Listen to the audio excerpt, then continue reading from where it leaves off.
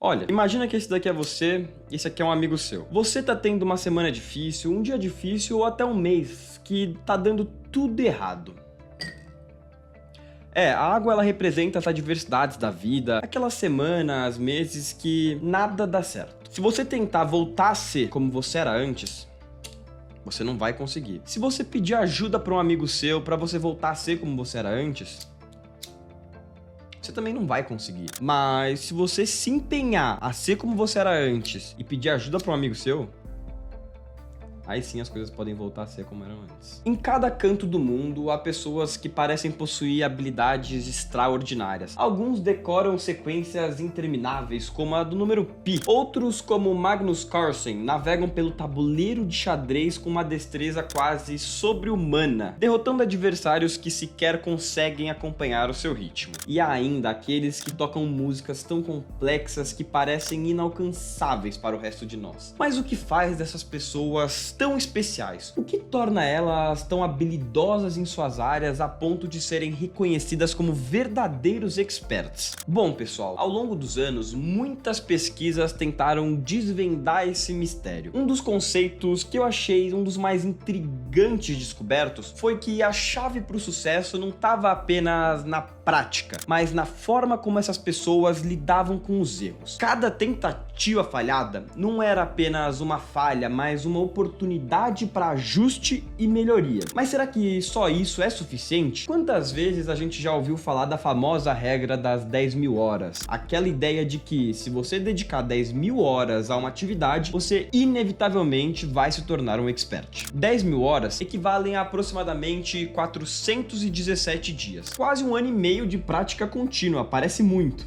Não, mas aqui tá o segredo. Só isso não basta. Para você realmente se tornar um expert, você precisa de uma coisa a mais, algo além dessas 10.000 horas de prática. E é bem aí que entram os 4 modelos mentais que eu vou te apresentar logo a seguir. Eles são o diferencial, sabe? A chave que transforma o simples prática em maestria. Bom, eu sou o Lucas e no vídeo de hoje eu vou te ensinar um guia completo com estes exatos 4 modelos utilizados por atletas, enxadristas, decoradores de números e muitos outros especialistas. Através da explicação de cada uma dessas técnicas, você vai poder se tornar um expert naquilo que quiser. Seja você um empreendedor, um artista, um atleta ou mesmo um estudante que vai precisar fazer a prova do vestibular daqui a um tempo. Essas técnicas foram comprovadas e eu te garanto que se você aplicar direitinho, você pode transformar a sua vida. Então, ó, se acomoda aí, pega papel e caneta e presta bastante atenção, porque sem mais enrolação, vamos logo pro vídeo. Uma pesquisa conduzida por uma empresa do Reino Unido revelou que as pessoas possuem uma forte preferência por começar jogando em diversas atividades, especialmente em jogos de estratégia, como o xadrez. Esse fenômeno é conhecido como o efeito de posse antecipada, onde o simples fato de tomar a iniciativa ou começar jogando dá aos indivíduos uma sensação de controle e influência sobre a situação. No xadrez, essa preferência se manifesta claramente com a vantagem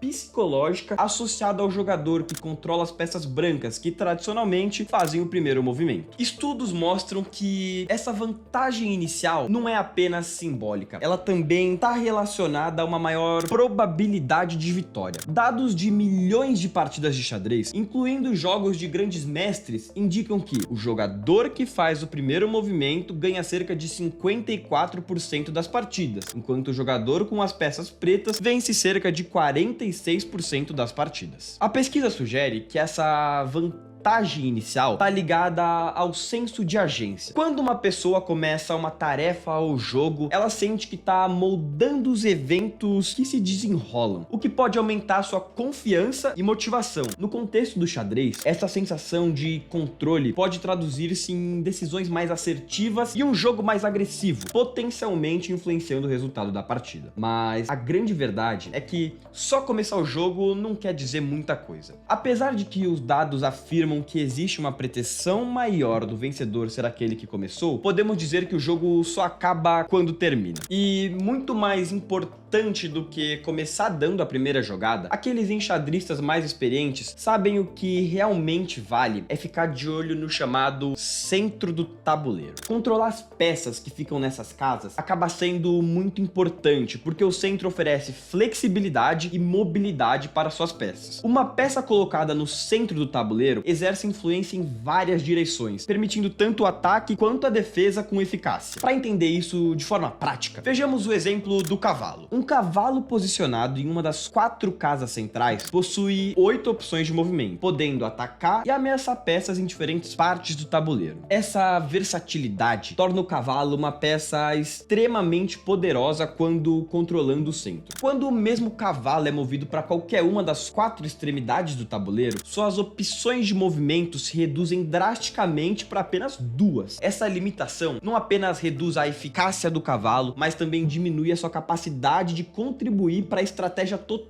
do jogo. O mesmo se aplica a outras peças, como a dama e o bispo. Colocar uma dama no centro te permite exercer controle sobre a maior parte do tabuleiro, tornando-a uma ameaça constante para o oponente. Já o bispo, que se move em diagonal, também vê sua influência aprimorada quando colocada em uma posição central. Mas antes de você sair por aí comprando um tabuleiro de xadrez, eu preciso dizer que essas estratégias e habilidades podem muito bem serem aplicadas na sua vida cotidiana. A pergunta central é: onde é o centro do tabuleiro no contexto de sua vida pessoal e profissional? E como você pode colocar as peças nesse centro para maximizar sua influência? Assim como no xadrez, onde o controle do centro abre oportunidades em várias direções, cuidar da sua saúde física e mental pode lhe dar a energia, o foco e a resiliência necessário para lidar com desafios em outras áreas da vida. Priorizar atividades físicas, alimentação saudável e práticas de autocuidado pode ser visto como posicionar suas peças no centro do tabuleiro da vida. Da mesma forma que uma peça central pode influenciar várias partes do tabuleiro, cultivar relacionamentos próximos e saudáveis pode ter um efeito dominó positivo em outras áreas. Fortalecer laços com familiares, amigos e parceiros importantes pode proporcionar aquele apoio emocional e oportunidades de crescimento que você está precisando. Imagine que você está lidando com estresse e falta de tempo. Se você identifica que o centro da sua vida é sua saúde mental e física, então priorizar o exercício regular,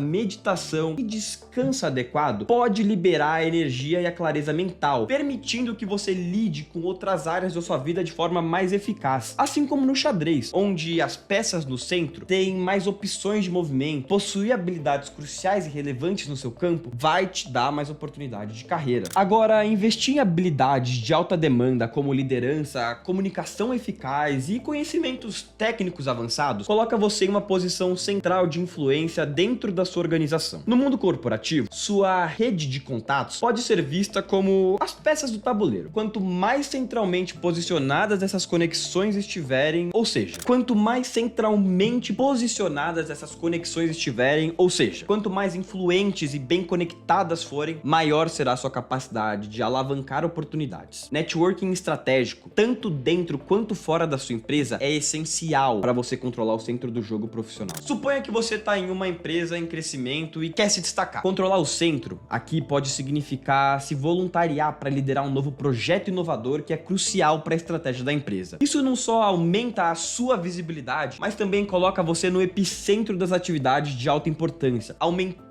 suas chances de promoções e reconhecimento. O fato aqui, mais importante, é entender o que significa o centro da sua vida. Você precisa saber o que realmente está importando naquele momento para você começar a tomar medidas exatas que você precisa. Em uma edição de 1999 do Scientific American, um artigo chamou a atenção para uma abordagem de resolução de problemas que, embora antiga, estava sendo redescoberta e aplicada em várias áreas de conhecimento. O pensamento de primeiros princípios. Segundo o artigo, essa técnica usada por grandes pensadores como Aristóteles, Galileu e Isaac Newton envolve a decomposição de problemas complexos em suas componentes fundamentais, permitindo uma análise mais clara e objetiva das questões. Essa abordagem ela ganhou notoriedade moderna quando Elon Musk, CEO da SpaceX e Tesla, revelou que utilizava o pensamento de primeiros princípios para reinventar a indústria aeroespacial e automotiva. Elon Musk explicou que, ao invés de aceitar premissas já estabelecidas, ele desconstrói os problemas até até chegar às suas verdades fundamentais, construindo soluções a partir de todas essas bases. Essa revelação destacou o poder do pensamento de primeiros princípios como uma ferramenta revolucionária para inovação e solução de problemas. Revolucionária, mas não tão nova assim. Estudiosos da técnica de pensamentos de primeiros princípios afirmam que o famoso astrônomo Galileu Galilei já utilizava dessa técnica em suas experiências. Naquela época, a ideia de que objetos mais pesados caem mais rápido que os mais leves era amplamente aceita, baseada nas teorias de Aristóteles. Galileu, ao questionar essa premissa, ele realizou experimentos simples, como deixar cair bolas de diferentes massas da torre de Pisa. Ele descobriu que, na ausência de resistência do ar, todos os corpos caem com a mesma aceleração, independentemente de sua massa. Em outras palavras, se você pegar uma maçã e uma bola de futebol e jogar de um prédio bem alto, elas vão chegar no chão ao mesmo tempo, pois estarão sujeitas à mesma aceleração. Essa conclusão derivada do pensamento de primeiros princípios revolucionou a física e foi um dos alicerces para o desenvolvimento das leis do movimento de Newton. Agora, vamos lá. Um estudo conduzido pela Universidade de Stanford investigou o impacto do pensamento de primeiros princípios no desempenho acadêmico dos estudantes. A pesquisa acompanhou 500 estudantes do ensino médio que estavam se preparando para exames nacionais padronizados, como se fosse o Enem de lá. Os alunos foram divididos em dois grupos. Um grupo que utilizou técnicas tradicionais de estudo, como repetição e resumos, e outro que foi treinado para aplicar o pensamento de primeiros princípios. Ao utilizar essa técnica, os estudantes começaram analisando o problema de forma detalhada, identificando todos os conceitos básicos de cada problema. Por exemplo, em uma questão de física, em vez de simplesmente aplicar a fórmula para calcular a velocidade final de um objeto, eles tentaram desconstruir o problema para entender como aquelas forças, a massa e a aceleração interagem. Isso não só ajudou a resolver a questão, mas também a entender como aplicar esses princípios em uma variedade de problemas similares. Em matérias como história ou ciências sociais, os estudantes puderam usar essa abordagem para compreender os eventos e processos em seus contextos mais básicos. Em vez de memorizar data e eventos isolados, eles puderam analisar as causas e consequências fundamentais de um conflito histórico, o que facilitou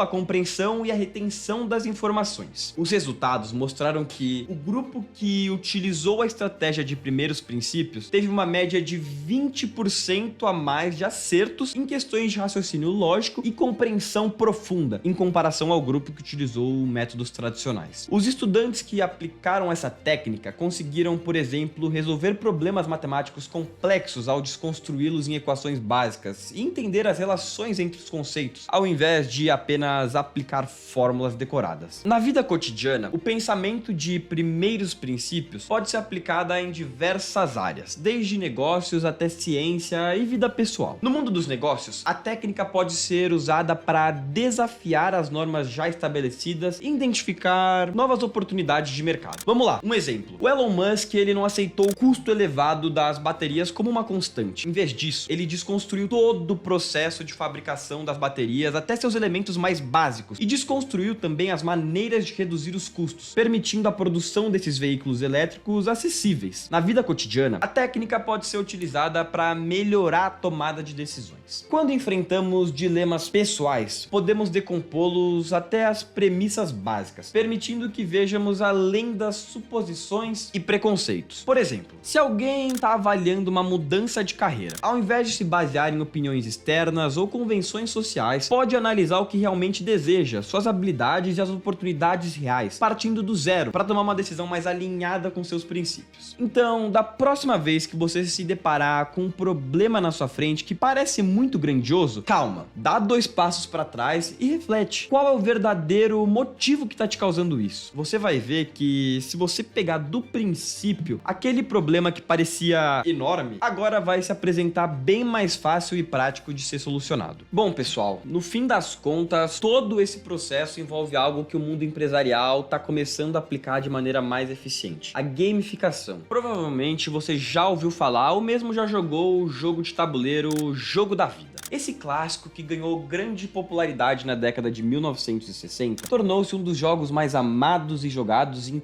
todo mundo. O jogo da vida é uma representação lúdica das etapas e escolhas que enfrentamos ao longo da vida, desde a escolha de uma carreira até a formação de uma família e a acumulação de riqueza. Os jogadores percorrem um tabuleiro que simula a jornada da vida adulta. O objetivo do jogo da vida é chegar ao final do tabuleiro com a maior quantidade de dinheiro e ativos, representando o sucesso financeiro. Porém, ao longo de todo esse caminho, os jogadores se deparam com uma série de reviravoltas, desde a aquisição de um diploma universitário, compra de uma casa, até a criação de filhos e a aposentadoria. Cada escolha pode levar a diferentes resultados, refletindo a natureza imprevisível da vida real. Mas e se eu te falasse que jogos como esses podem ser muito mais eficazes do que realmente parecem? Um estudo publicado pela Sociedade Internacional de Filosofia revelou que a aplicação de elementos de jogos em contextos não relacionados a jogos pode ser uma estratégia poderosa para enfrentar desafios diários e aumentar a motivação. Os pesquisadores descobriram que, ao encarar a vida como um jogo, as pessoas tendem a abordar seus problemas com mais criatividade, resiliência e engajamento. No estudo, os pesquisadores conduziram uma série de experimentos com voluntários que foram instruídos a gamificar tarefas desafiadoras, como completar um projeto no trabalho ou adotar novos hábitos saudáveis. Os participantes foram encorajados a definir metas claras, semelhantes a níveis em um jogo, para dar a si mesmos recompensas simbólicas por alcançar esses objetivos, e a usar métricas para medir seu progresso. Os resultados mostraram que aqueles que usaram estratégias de gamificação relataram uma maior sensação de controle e satisfação em relação às tarefas. E além disso, esses indivíduos apresentaram taxas mais altas de conclusão de tarefas e eram mais propensos a ver os desafios como oportunidades de crescimento, em vez de meros obstáculos. Encarar a vida como um jogo de tabuleiro, seja através da analogia do xadrez ou com o jogo da vida, oferece uma poderosa mentalidade de expert para enfrentar desafios e tomar decisões. Assim como no xadrez, onde cada peça tem seu papel estratégico e cada movimento pode determinar o rumo da partida, a vida exige planejamento, antecipação e a habilidade de pensar a longo prazo. Ao aplicar os princípios do xadrez à vida, aprendemos a valorizar cada passo, a reconhecer a importância do posicionamento estratégico e a compreender que, muitas vezes, o sucesso depende de nossa capacidade de adaptar nossas ações às circunstâncias em constante mudança. Mas é isso, turma. Eu espero que vocês possam aplicar todas essas técnicas na sua jornada de desenvolvimento pessoal. E o seguinte, se for preciso, depois retorna esse vídeo mais uma vez e começa a estudar de maneira ativa, pausando e anotando os pontos principais. Eu espero poder te ajudar. E se você gostou desse estilo de vídeo, já deixa seu like, se inscreve no canal e um forte abraço e até a próxima. Tchau!